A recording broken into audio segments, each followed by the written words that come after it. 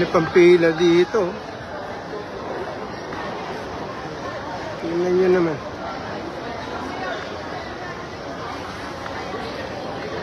Nakakagulo eh.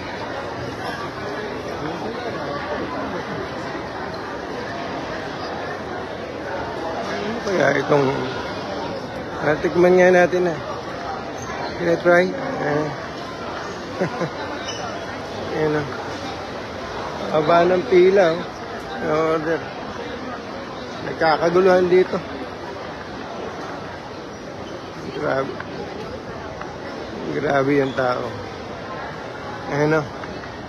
Ano kaya itong... Oh.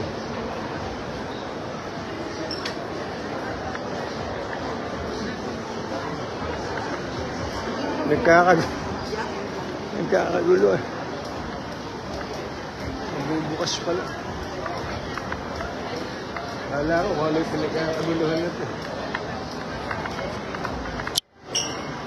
Oo na, wag nyo na akong pagkaguluhan. Pambihira kayo. Sikaton nyo lang to. Wag nyo na akong pagkaguluhan. Tignan mo.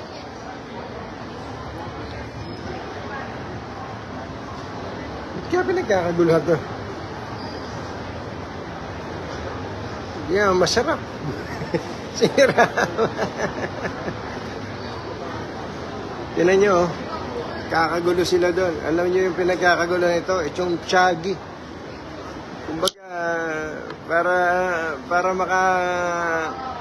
para makabili ka dito, kailangan mo ng Chagi. Oh. Kaya, sipag at Chagi. Sipag at Chagi. Hello? I'm taking a video. Yeah, can I take a look at your order form? So here's the order form. Oh, which one do you recommend to me? I'm not into the sweet.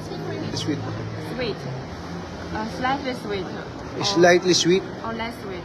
Can a diabetic person drink it?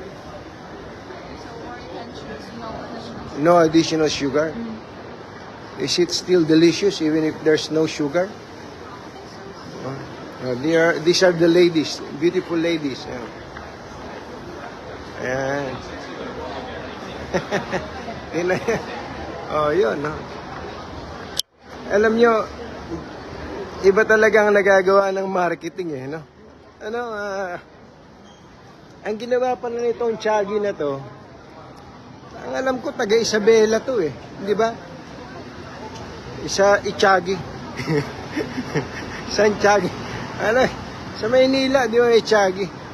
Anyway, ito po sa mga nagtatanong kung saan to, Orchard Gateway. Yan. Pagpasok mo sa Orchard Gateway, talaga naman, no? Meron silang pakulo eh. In order for us to serve more customers, maximum of 4 cups per customer. Hindi, no? Alam nyo po bang, dito, tea, nakita nyo naman yung mga tea. Jasmine tea, milk tea, gano'n. Matutuwa ka sa marketing strategy nila dito. Nagkumbida pala to ng katakot-takot na mga influencer. Yung mga influencer mula sa iba't ibang bansa, kasama na ang mga influencer sa Pilipinas, para dito sa Chagi. Ayan o. Kagulo sila. Akala ko kanina ako pinagkakaguluhan eh.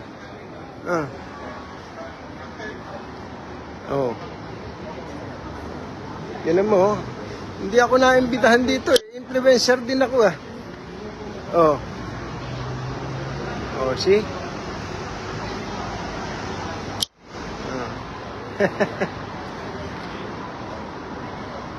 So, naumbita sila ng mga influencer.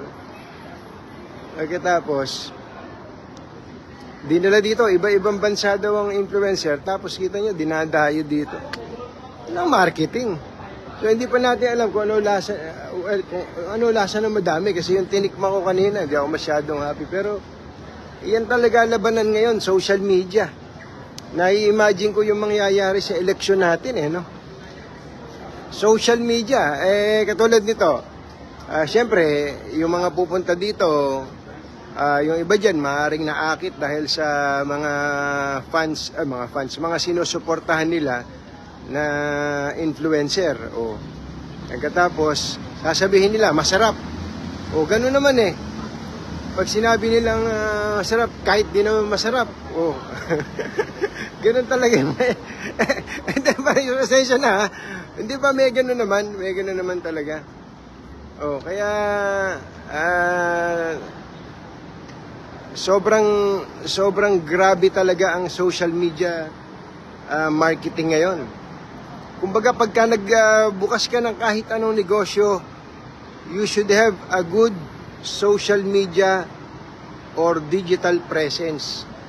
Maiiwan ka di po ba mga kababayan? By the way, Efren de los Reyes, yung nagtatanong ka, nandito ako ngayon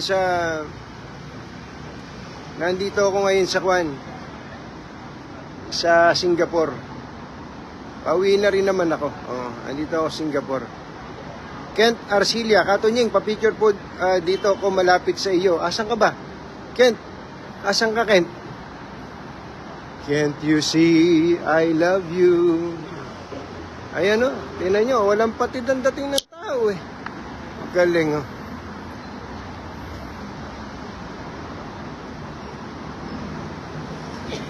Ayun tingnan mo yung babae na yun, ang daming nauwi Yun ang daming niya nauwi.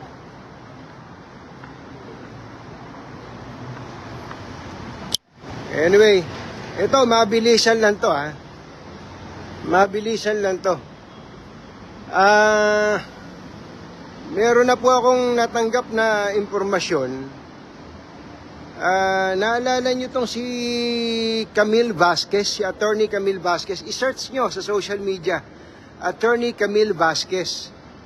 Ito po ay isang celebrity lawyer Sobrang sumikat po ito nung si Johnny Depp ay idinimanda nung kanyang dating asawa at naabsuelto po si Johnny Depp. Remember po? Sobrang galing po nung abogada na to. Yung maganda kasi ito Camille Vasquez, parang may pagka-Latina po ito sa Amerika. Siya po, itong babae na to, Attorney Camille Vasquez, siya po ay nag-file ng kaso laban kay Maharlika. Opo, kilala niyo si Maharlika. Hindi ko na ipapaliwanag ko sa inyo kung sino si Maharlika, pero siya po yung tao na sasabihin ko na sa inyo, sinungaling. Diretso, sasabihin ko sa inyo, sinungaling. Bakit ko nasabi sinungaling? Yung tungkol lang sa akin Nagkakalat siya ng kasinungalingan, sinungaling siya. Ayun, para sa akin lang, yung tungkol lang sa akin, sabihin ko sa inyo, siya ay sinungaling. Ayun. Ngayon, ang nag-file po ng kaso sa kanya, si Attorney Camille Vasquez, mga kababayan. Kung po ito, final po yung kaso, kalagitnaan ng July. Pero dahil sa, alam nyo na, busy tayo ng mga nakaraan, tapos nabagyo pa, ngayon, finally, ay napag-uusapan na natin ngayon. Ang isinampa po kaso sa kanya ay defamation. Actually, kung po ito wrongful act, tort case. It's a tort case, civil case. Tapos, nako, sa Amerika po final yung kaso sa California. Opo. At matindi po ito, mga kababayan. Abangan na lang niyo dahil si Camille Vasquez po, si Attorney Camille Vasquez, ay nagsampa ng kaso at meron na pong husgadong hahawak nito na yung judge na nai-assign para humawak po ng kaso. At ito po ay kung po ito, parang slander, slander, tort, assault by libel and slander, parang ganun po yan kung di nagkakamali, yan po ay ang cause of action yan yung sa civil law ng Amerika, parang rule 3 section 320 yata ito. Anyway, bahala na. Basta Amerikana po ang nag-file ng kaso. Sa Amerika, ang pinaila ng kaso, si Maharlika.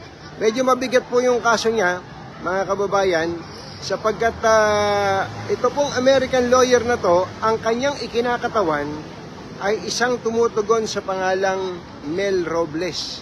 Kilala nyo, PCSO General Manager Mel Robles. Yun po ang nagrereklamo, pero ang nag-file ng kaso for him ay si Attorney Camille Vasquez. So hintayin po natin ang development dyan dahil bukas ay magpe-press con po si GM Mel Robles para po sa detalye ng kasong ipinail na ito. Malamang po mga kababayan ay nako, may iba pa pala nagsampa ng kaso kay Maharlika sa Amerika. Kung ako kay Maharlika, umuwi ka na sa Pilipinas. Oh, wag ka na dyan sa Amerika, uwi ka na sa Pilipinas kasi marami palang, may mga magpapahil sa iyo ng kaso, baka magkahirap-hirap ka dyan. Oo. Pagka nagkaganon, dito ka na lang sa Pilipinas. Total, tungkol naman sa Pilipinas ang iyong mga tinatalakay, mabuti naman siguro na ikaw ay, ewan ko lang kung tinuturing mo pang Pilipino ang sarili mo. Pero sa Pilipinas, masarap namang mabuhay sa Pilipinas. At ang kagandahan dito sa Pilipinas, pagdating mo sa Pilipinas, poposasan ka agad dahil may warrant of arrest ka sa kasong ipinail ko laban sa iyo. Okay? Ayos ba yung balbas ko? Parang kontrabida na ako ngayon. Para na ako si Johnny Depp ngayon, ano? Si Johnny Depp, Pirates of the Caribbean. Saka yung chocolate, ano ba tawag yun? Chocolate Factory, ano ba pa nga? Anyway, Pirates of the Caribbean. Anyway, maraming salamat po mga kababayan. Mag-iingat po kayo. Kuya James Rosa, tinan mo naman ang tindi ng propaganda na to. Bago mag-open ng branch ng dito sa gateway sa Singapore, itong Tiagi na to, ako grabe. Grabe propaganda. Walang puklat. Katakot-takot. Ayan, kababayan. Masadahan ko nga ng gano'n. Yung haba ng pila. Oh, ayan na. Ayan na. Teka, abot na. Excuse me. Thank you. Ayan, Hindi ko nalasahan eh. Hindi ko masyado nalasahan eh. Ito pa rin kaya yung nagbigay sa akin. Sabi siguro, puro pre-taste ang tinitira ko. Excuse me. Excuse me. Yan ba? This is... what flavor is this? What's this?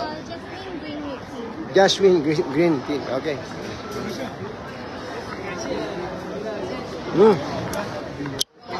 Aba, habang tumatagal, lalo sumasarap. Pagka libre talaga.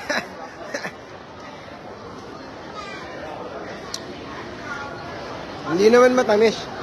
Hindi naman matamis. Ayos lang. Yun yung pila. Excuse me. Hey, sorry. Okay, thank you. Ayun. Anyway, magiwahi-wali. Teka, babatingin ko lang itong mga konsatin. Kuya Mayor Andy Lacson. Ay, si Kuya James Rosa. Ayun. Ayan. Romel de la Cruz. Ayan. Ito gusto ko na sabihin sa mga magbubukas na negosyo dyan, magbubukas ng branch dyan na kung ano mga negosyo nyo. We cannot do away with social media talaga. Mag-top na kayo ng influencer. Kailangan talaga nating gumastos sa mga influencer na social media. Diba? Kailangan natin yan. Pero siyempre, kailangan kasabay nun yung magandang serbisyo at siyempre, quality product. Okay? Maraming salamat po. Ingat po kayo. Bye! Happy weekend! Woohoo! Mwah!